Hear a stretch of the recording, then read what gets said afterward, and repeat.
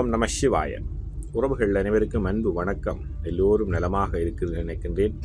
எல்லோரும் நலமாக இருக்க வேண்டும் என்று இல்லாமல் இறைவனை பிரார்த்தித்தவனாக வளமை போன்ற ஒரு குரலை காணொலி வடிவிலே பதிவிட்டு வருகின்றேன். அந்த வகையில் இன்று நாங்கள் காண்க இருக்கின்ற குரல் 1330 குரலிலே 364வது குரலாக அமையிருக்கின்றது. நல்லொரு குரலாகவும் நல்லொரு உரைகளாகவும் அமைய பெற்றிருக்கின்றது. எங்களுடைய வாழ்க்கையிலே நாங்கள் தூய்மையான வாழ்க்கையை வாழ வேண்டுமாக இருந்தால் இவ்வாறானவற்றை நாங்கள் கடைப்பிடிக்க வேண்டும் என்பது இந்த குரல் எங்களுக்கு சொல்ல இருக்கிறது. குரலை காண்போமாக இருந்தால், தூய்மை என்பதாவின்மை மற்றது வாய்மை வேண்டவரும். தூய்மை என்பதாவின்மை மற்றது வாய்மை வேண்டவரும் என்பதாக அமைந்திருக்கின்றது. இதற்கான முதலாவது உரையை நாங்கள் பார்ப்போமாக இருந்தால், தூய நிலை என்று கூறப்படுவது அவா இல்லாதிருத்தலே ஆகும். அவா அற்ற அத்தன்மை மெய்ப்பொருளை விரும்புவதால் உண்டாகும். எங்களுடைய வாழ்க்கையில் நாங்கள் தூய்மையாக எங்களுடைய வாழ்க்கையை நல்லொரு நிலையை அடைய வேண்டுமாக இருந்தால் உண்மையிலேயே நாங்கள் அந்த அவா என்று சொல்லப்படுகின்ற பேராசை பெருங்கனவுகளை நாங்கள் விட்டொழிக்க வேண்டும். அவ்வாறான கனவுகளை விட்டொழிக்க வேண்டுமாக இருந்தால் நாங்கள் மெய்ப்பொருளை எங்களுடைய பரம்பொருளை நாங்கள் விரும்புவதால், பரம்பொருள் மீது பற்றுக்கொள்வதால் இவ்வாறான அவாத்தன்மை மீது கொண்ட பற்றுக்களை, பேராசைகள் மீது கொண்ட பற்றுக்களை நாங்கள் விடுபட்டு தூய நிலையை நாங்கள் எங்களுடைய வாழ்க்கையிலே அடைய முடியும் என்பதைத்தான் முதலாவது உரை அழகாக சொல்லி இருக்கின்றது.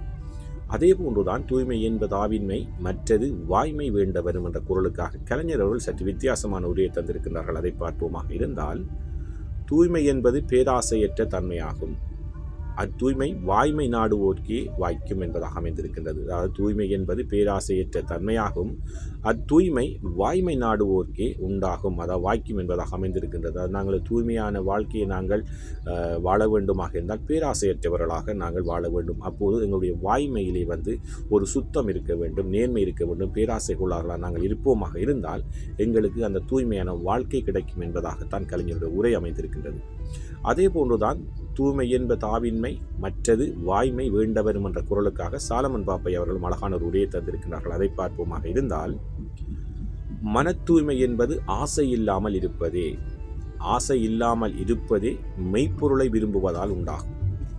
மன தூய்மை என்பது எங்களுடைய மனம் தூய்மையாக இருக்க வேண்டும், நாங்கள் வாழ்க்கை தூய்மையாக இருக்க வேண்டுமாக இருந்தால் நாங்கள் பேராசை கொள்ளாதவர்களாக, ஆசை கொள்ளாதவர்களாக, பெருங்கனவு இல்லாதவர்களாக நாங்கள் இருப்பது தான் அந்த மன தூய்மையாக எங்களுக்கு அமையும். ஆனால் அந்த மன தூய்மையை நாங்கள் பெற வேண்டுமாக இருந்தால் நாங்கள் மெய்ப்பொருளை, எங்கள் பரம்பொருளை நாங்கள் விரும்ப வேண்டும்.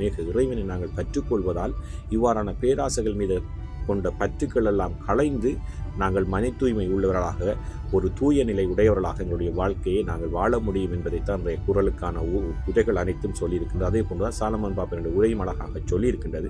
உண்மையிலே இன்றைய குரலுக்குரிய 3 உரைகளை பார்த்தபடியில் நாங்கள் பேராசை கொள்ளாதவர்களாக, அதாவது அவா கொள்ளாதவர்களாக, பெருங்கனவு கொள்ளாதவர்களாக நாங்கள் இருப்போமாக இருந்தால், பரம்பொருளை பற்றுக்கொண்டவர்களாக, பரம்பொருள் மீது மெய்ப்பொருள் மீது பற்றுக்கொண்டவர்களாக இருப்போமாக இருந்தால் எங்களுடைய வாழ்க்கை தூய்மையானதாக, மன தூய்மையானதாக, தூய நிலையான வாழ்க்கையாக அமையும் என்பதைத்தான் இன்றைய குரல் அழகாக சொல்லியிருக்கின்றது.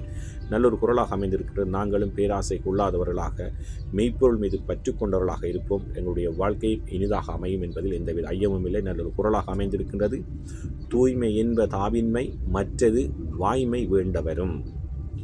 ஓம் நம சிவாய. நன்றி, வணக்கம். அடுத்த குரலை சந்திக்கலாம்.